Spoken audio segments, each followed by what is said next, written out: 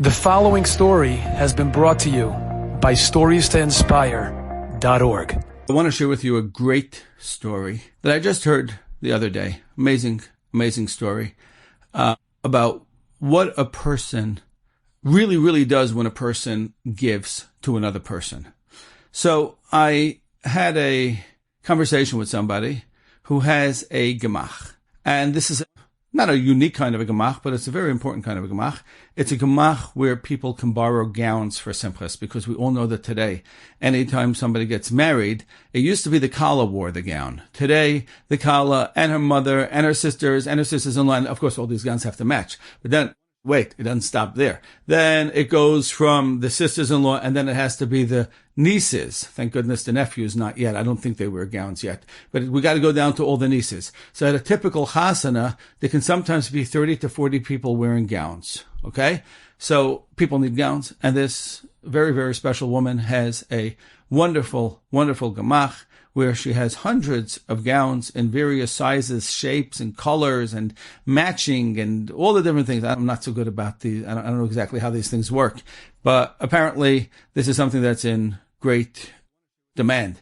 And she has hours where you can come and you can see if she has enough and the right types of gowns to fit your mishpacha. Now, in order to do this, she cannot do this alone. There's hosting it, which is a big job.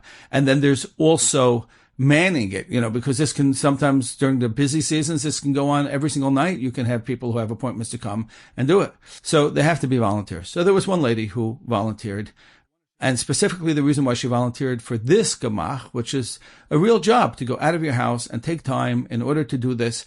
But the reason she did it is because she has an older daughter, a 24-year-old girl, wonderful young lady who was not yet zeicha to find her bashert. So she said, I'm going to volunteer for a gown gemach to help people make simchas, and hopefully the Rebbeinu Shalom will see fit to allow me to make a simcha. Well, it was just a little while ago, about a month and a half ago.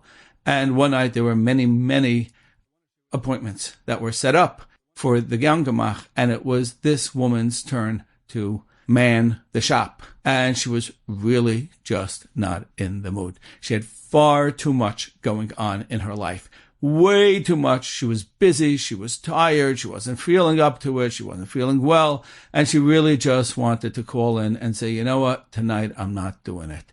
But every time she thought about it, she said, you know what? Lamaisa, I help people and people rely on it. And if I say no, people who are making chasanas, they have so much going on in their lives and they have so many appointments tonight. It's the gown gemach, and the next day it's the makeup, and the next day it's the shait the lady, and the other day it's the next.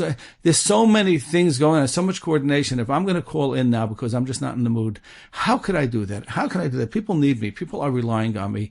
I'm going to push myself and I'm going to go and do it because these people need me. So she was doing a chesed for those people who are coming to the gown gemach. She's doing them a chesed, and she's going to go and give of herself that night. And very graciously and very kindly, she got herself up, she got herself going, and went to the gemach, and she helped so many people that night. Now, very interestingly, one of the people who was there when she was there and helping her said they're going to do a little conversation. And she said, yeah, she almost didn't want to do it tonight, but Lamaisa, she committed. And the reason she committed is because she has a daughter, and her daughter needs a shidduch. And she says, really, tell me a little bit about your daughter. And she told her about her daughter. And she said, you know what? It's so interesting that you tell me this, because I know about a boy who sounds like he would be so good for your daughter.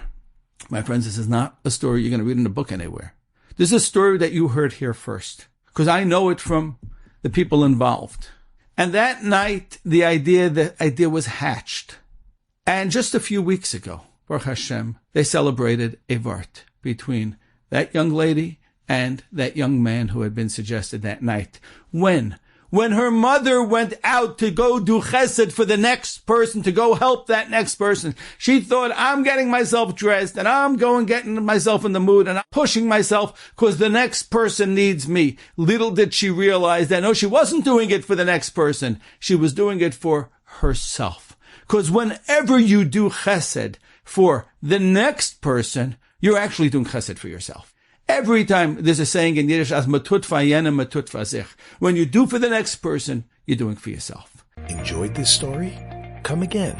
Bring a friend. StoriesToInspire.org